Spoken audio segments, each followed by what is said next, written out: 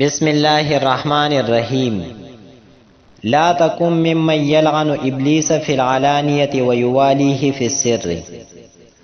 لا تکن تمکیگا ممن دا اغی حلکن یلعنو چی لعنت وی ابلیس پا شیطان باندی فی العلانیة پخکارا ویوالیه او دوستی کی دی شیطان سر فی السر پا پٹا.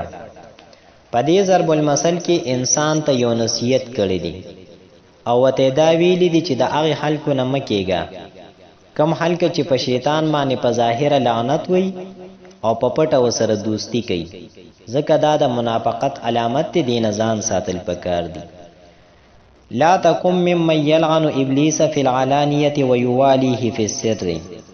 د دې لغوي تحقیق داسې دی چې لا تکن دا په اصل کې لا تکون وو، د لا تنصر په وزن و متحرک ما قبل ته حرف صحیح ساکن راغلو د و حرکت ما قبل حرف صحیح کاپ ته نقل کو.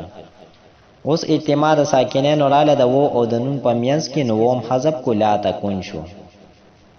یلعنو دا د باب فتحه یفتحون د فعل مضارع واحد مذکر غائب معروف صيغه د لعنتن مصدر راځي. معنی د لعنت ویل ابلیس د دې معنی د شیطان، العلانیتی دا اسم دی د دې معنی د ښکارا، یوالی دا په اصل کې یوالی یو د یفاعلو په وزن، نو په حرف یا باندې زما ثقیل و دام ساقط کړه یوالی شو. مصدر موالاتن راضی معنی د دوستی کول. السر دا واحد دی جمع اسرارن راضی معنی د راز. لا تکن ممن یلعن ابلیس فی العلانیة ویوالیه فی السر. د دې ترکیب داسې دی چې لا تکن فعل ناقص دی، پدې کې انت ضمیر هغه د دې اسم، من حرف جار من اسم موصول، یلعن فعل پدې کې هو ضمیر هغه د دې فاعل، ابلیس مفعول به، فی حرف جار العلانیة مجرور، جار سره د مجرور نه دا متعلق شو یلعنو فعل پوری، فعل سره د خپل فاعل مفعول به او متعلق نه دا جمله فعلیه خبریه معطوف علیه.